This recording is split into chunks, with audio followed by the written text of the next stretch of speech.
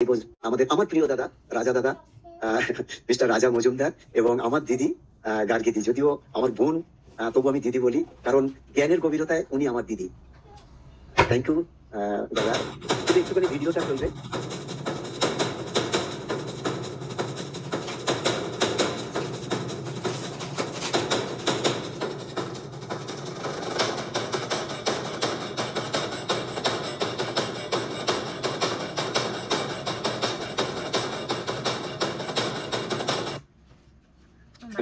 Thank you দাদা। শুরু করুন। সবাইকে নমস্কার জানাচ্ছি। আমার নাম রাজা মজুমদার। আমার কারেন্ট বয়স হচ্ছে 67। আমি আমার প্রফেশনাল জীবন 46 ইয়ারের ওপর আমি প্রফেশনাল পাইলট ছিলাম, মানে প্লেন চালাতাম।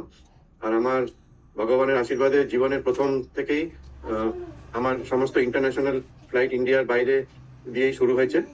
আর তারপরে আমি 10 বছর এয়ার ইন্ডিয়া 1 যেটা বলে, যেটাতে ভারতের প্রাইম মিনিস্টার আর প্রেসিডেন্ট খালি চড়তে পারেন, সেই প্লেনে আমি চালাবার সৌভাগ্য পেয়েছি।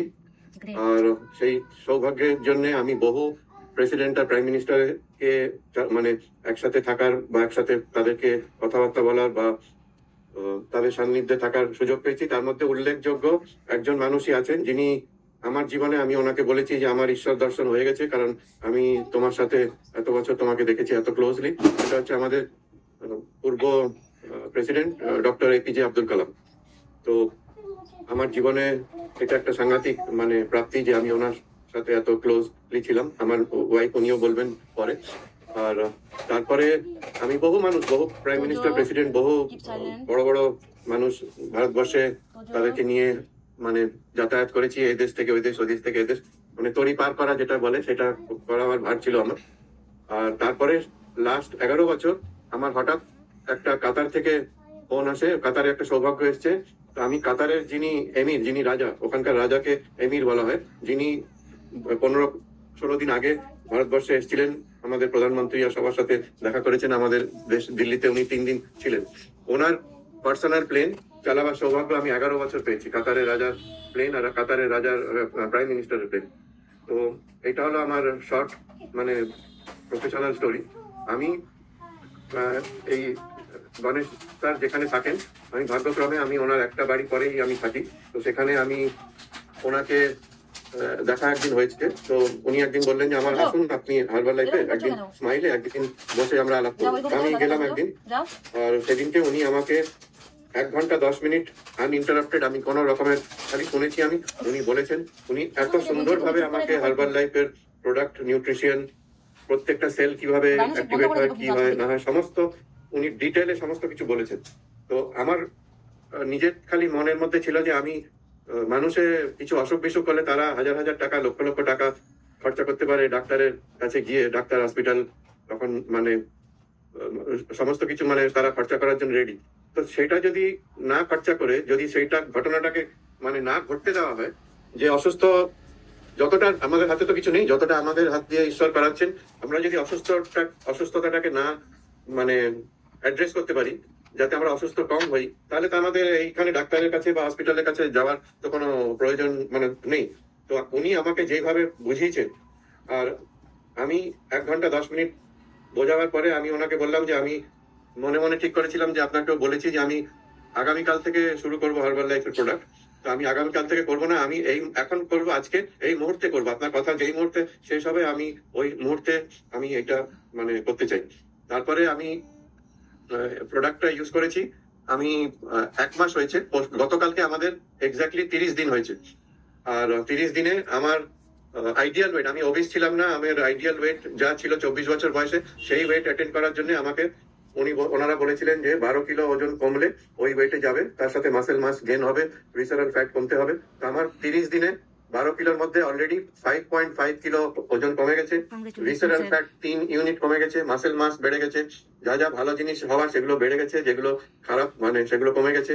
তো ওভারঅল আর আমার এনার্জি লেভেল, আমি 24-25 বছর বয়সেও যেরকম যা কিছু করতে পারতাম, আমি ভোরবেলা 4:15 4:30 থেকে উঠে পুজো, জব, সব যা কিছু যে মানুষ যেটাকে সুখে রাখতে পারে সেগুলো করে আমরা মানে গল্ফ খেলতে যাই দুজনে মিলে। আমরা গল্ফ কোনোদিন খেলিনি, কিন্তু আমরা চেয়েছি যে একটা কিছু আমরা যুক্ত থাকি যেটা আমাদেরকে মানে মাইন্ডটা ভালো রাখবে। সেটা করে এসে আমরা গণেশ স্যারের কাছে ওখানে প্রায় 1.5 থেকে 2 ঘন্টা এক্সারসাইজ করি, আর ওখানে বসেই মানে আমাদের অ্যাফ্রেশ আর শেকটা খাই, আলোচনা হয় বিভিন্ন টপিকে। তারপরে আমরা দুপুরে 12:30টার সময় বাড়িতে এসে আমাদের 4টে থেকে 6:30 অবধি আমাদের অনলাইন যোগা হয়। এটা 3 বছর ধরেই চলছে। তারপরে যোগা শেষ হয়ে গেলে আমি 7টার থেকে প্রায় 5 থেকে 7 কিলোমিটার, ডিপেন্ড করে, একদিন ভালো লাগে একদিন অত ভালো লাগে না, আমি হাঁটি এখানে। তারপরে আমি রাত্রিবেলা শেক খেয়ে তারপরে ঘুমাতে যাই। তো এইরকম এনার্জি আমার 24 বছর বয়সে কোনোদিন ছিল না, এখন 67 ইয়ার বয়সে যা আছে। এর জন্য আমি আর কাউকে না, আমি মানে আমার স্টার, লাকি স্টার, আর যে ওনার সাথে আমার আলাপ হয়েছে। আর আমি যেহেতু আমার চাকরিটা খুব একটু অন্য ধরনের ছিল, আমি খুব ক্রিটিক্যাল একদম, তো আমাকে উনি আমাকে আমি যদি না বোঝাতে পারি তাহলে আমাকে কেউ বোঝাতে পারবে না। তো আমাকে উনি 1 ঘন্টা 10 মিনিটে একদম পুরো ব্রেন ক্লিয়ার করে দিয়েছেন। এটাই আমার আমি খালি আপনাদের মোটিভেট করার জন্য একটাই বলি যে আমার জীবনে যে আমাকে কেন ওরা বেছে নিয়েছে। পুরো ভারতবর্ষে 145 কোটি লোক আছে এখন, তার মধ্যে কারেন্টলি আজকের তারিখে আমি একমাত্র পাইলট যে কাতারের রাজার যে প্লেন চালায়। পুরো ভারতবর্ষে 145 কোটি লোকের মধ্যে খালি আমি আছি এখনো পর্যন্ত। কালকে হয়তো অন্য কেউ আসবে, কিন্তু এখনো পর্যন্ত আর কেউ নেই। তাহলে আমাকে কেন বেছে নিয়েছে? তো সেটা তো আমি বলতে পারবো না, আমাকে যারা বেছেছে তারাই জানবে। আমি খালি এইটুকু বলতে পারি যে আপনারা সবাই প্রথম হচ্ছে 3টে জিনিস আপনারা রাখবেন। একটা হচ্ছে মাইন্ডটাকে আগে সেট করে নেবেন যে আমি কি সত্যি চাই, আর আমি যদি চাই তাহলে আমাকে 100তে 100 পেতে হবে। আমি যদি 99 পাই তাহলে আমি ওই জিনিসটা নেবো না, আমার মাইন্ডটা ক্লিয়ার না। আমাকে 100তে 100 পেতে হবে। আর এই ধরনের অ্যাপ্রোচ নিয়ে যদি আপনারা চলেন, তাহলে মানে আমি যদি অ্যাচিভ করতে পারি, তাহলে আপনারা সবাই আপনাদের ফিল্ডে যে কোনো কাজে আপনারা সবাই অ্যাচিভ করতে পারবেন। কোনো রকেট সায়েন্স নেই, কোনো কিছু নেই। মনকে বলুন যে আমি কি চাই, আর সেইভাবে আপনাকে চলতে হবে। আর যদি মনে করেন যে হ্যাঁ আমি চলবো, তাহলে মনে করবেন 100 পেলে আমার পথটা ঠিক আছে, আর যদি 99 পাই তাহলে আমি ফেল হয়ে গেছি। আমার 99 পাওয়ার জন্য যদি মনে হয় তাহলে আমি ওটাকে করবো না। এইটা আমার মানে আমার সাইড থেকে আপনাদের সবাইকে মানে ইন্সপিরেশন দেওয়ার জন্য বলছি। এবার আমার মিসেস উনি বলবেন, শুনতে চাই নাম গ্রহণ করবেন। সালাম আলাইকুম আর সবাইকে নমস্কার। আমি গার্গী মজুমদার, ওনার ওয়াইফ। আমার 2 ছেলে মেয়ে, একজন রিসার্চ সায়েন্টিস্ট প্রিন্সটন ইউনিভার্সিটিতে আমার ছেলে, আর আমার মেয়ে নিউ ইয়র্কে সেলস ফোর্স কোম্পানিতে কাজ করে, আর আমার 2টো নাতনি। আমার 13-14 বছর আগে ক্যান্সার হয়েছিল, ওভেরিয়ান ক্যান্সার। তারপরে আমি ওটাতে ডেফিনেটলি ভয় পেয়েছিলাম আর স্ট্রাগল করেছিলাম। ও পাইলট বলে আমাদের বাড়িতে খাবার টাবার খুব ডিসিপ্লিন ছিল, লো ফ্যাট ছিল, আমরা এক্সারসাইজ করতাম, ভালো হেলথ ছিল। তা সত্ত্বেও যখন আমার ক্যান্সার হয়, তখন কোনো লোকেরা বলেছিল যে তোমার কর্ম বাজে। তো আমি বলেছি না, আমার ঈশ্বর, আমার ঠাকুর বা ইউনিভার্সাল উইজডম খুব মঙ্গলময় আর খুব কম্প্যাশনেট, খুব কাইন্ড। তো আমাকে পানিশমেন্ট দেওয়ার জন্য ক্যান্সার হয়নি। আর ঠাকুর যখন আমাদেরকে বানায়, তখন ঠাকুরের যে ইঞ্জিনিয়ারিং, তার মধ্যে কোনো ভুল ত্রুটি নেই। এটা যতটা সত্য গণেশদা, আমি ততটা জানি যে আমাদের অজ্ঞানতার জন্য আমরা খাবার না খেয়ে কয়েক বছর পরে খাবার আমাকে খেতে শুরু করেছিল। তো সেইটা যখন আমি ক্যান্সারের পরে, যখন আমার মানে বডিলি ফাংশন গুলো কম্প্রোমাইজড হয়ে গিয়েছিল, ডাক্তার বললো, গার্গী বি ভেরি কেয়ারফুল, তোমার হার্ট অ্যাটাকও হতে পারে, তোমার ব্রেস্ট ক্যান্সারও হতে পারে। আমি ভাবলাম যে আমি সার্জারি করে বেঁচে আছি কেন, কিন্তু ওখান থেকে আমার জার্নি শুরু হলো আরো গভীরে এই নিউট্রিশনের ওপরে রিসার্চ করা, আমার ফ্যামিলিকে আর আমাকে কি করে নিজেকে ভালো খাবো। কিন্তু আনফর্চুনেটলি আমি সাকসেসফুল হতে পারিনি। খালি খুঁজে গেছি, খালি একটা গুড নিউজ, আমি কোনো ক্যান্সারের পর থেকে কোনো মেডিসিন কিন্তু নিইনি। মানে ব্লাড প্রেশার এসছে তো প্রাণায়াম করে, যোগা করে, কিন্তু আমার ওয়েট কন্ট্রোল হচ্ছিল না, আর আমার ব্রেন ফগ হয়ে গিয়েছিল। মানে কোনো ডিসিশনে ক্ল্যারিটি আসছিল না, একদম 180 ডিগ্রি অপোজিট টু যা আমি ছিলাম ক্যান্সারের আগে। তারপরে যখন ও গণেশদার সাথে ওর দেখা হলো, আমরা স্মাইল ওয়েলনেস ক্লাবে গেলাম। প্রথমে বলি, ওনার ওয়াইফ ডলি, সন্দীপ ব্যানার্জি, আজিজ, অর্পণ, এরা সবাই মিলে আমাদেরকে খুব ইন্সপায়ার করলো। আর গণেশদা তো প্রোডাক্ট সম্বন্ধে আমার অনেক কোয়েশ্চেন ছিল, ও যেরকম 1.5 ঘন্টা শুনেছে বসে, আমি খালি প্রশ্নই করে গেছি, কেন কি আমি আবার কোনো জিনিস করতে চাইনি যেটা আমাকে অসুস্থতার মধ্যে নিয়ে যাবে। তারপরে যখন গণেশদা পুরো জিনিসটাকে বোঝালো, আমি সিনসিয়ারলি শেক ফ্রেশ, তারপরে রাত্রিবেলা শেক খাওয়া, কেন কি আমার 60 বছর বায়োলজিক্যাল এজ আর আমার অর্গানিক এজ শো করছিল মেশিনে 75। তো ওটা আমি ভয় পাইনি, ওটা আমার একটা ট্যাগলাইন হয়ে গেল যে 75 বছর মানুষের সাথে একটু সমীহ করে চলো। তো ইট বিকেম মাই ইন্সপিরেশন যে তারপরে এই 1 মাসে আমি 3.5 কিলো লুজ করি।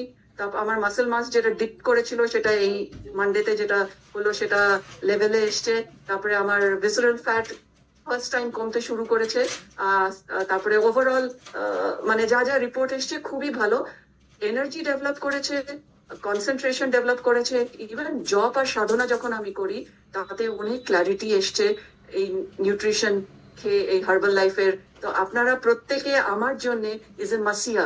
আমার মতন কত লোক হেলথ খুঁজে বেড়াচ্ছে, কেন কি যা আমি রিসার্চ করে আমার ফ্যামিলিকে করতে পারিনি, যেখানে আমি ফেল করেছি, যেখানে হার্বাল লাইফ স্টেপস ইন আমাদেরকে হেল্প করতে, আমাদের মতন লোককে, হচ্ছে যে the right amount of nutrients একটা মানে কনসোলিডেটেড ওয়েতে যে আমাদেরকে অফার করছে। আমি যতই রান্না করি, যতই তার মধ্যে চিন্তা করে মাইক্রোগ্রিনস, চিয়া সিড, হ্যানা সিড, ম্যানা সিড, সাবজা, আমি ফেল করে গেছি, যেটা হার্বাল লাইফ প্রোভাইড করছে in a very easy manner. So thank you to all the coaches, to everybody. আর সবাই স্টোরি শুনে খুব উৎসাহিত হয়েছি। নিশ্চয়ই আমি আরো কয়েক মাস পরে আপনাদের কাছে আবার আসবো thank you sir, ma'am, thank you so much.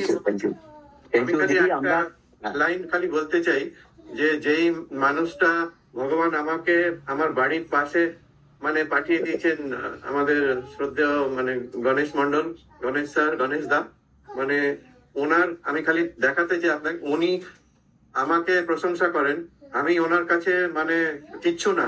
আমাকে ভগবান পাঠিয়ে দিয়েছে যে ডক্টর আব্দুল কালামকে মানে ওনার প্লেন ফ্লাই করুন, কাতারে রাজার করুন, কিন্তু আমি স্কেলে দেখাতে চাই এটা যদি 0 হয় আর এটা যদি 100 হয়। আমি জন্মেছি এরকম জায়গাতে 50-এ, আমার মানে ব্যাকগ্রাউন্ডে, আমি এখান থেকে 100-তে উঠেছি। আর গণেশ স্যার এখানে 0 থেকে এখানে উঠেছে 100-তে। তো কার ক্রেডিট বেশি আপনারাই মানে বলবেন। তো উনি ওই মানুষটা একটা আমার কাছে একটা অসাধারণ মানুষ। উনি এইখান থেকে 0 থেকে, যে বম্বেতে আমরা বলি হিরো হয়েছে, আমি এখান থেকে এখানে উঠেছি, এই হয়তো ডিফারেন্স। থ্যাংক ইউ দাদা ভাই, থ্যাংক ইউ দিদি। আপনাদের মতো মানুষকে খুঁজে বেড়াচ্ছে আমাদের সমস্ত ছেলে মেয়েরা।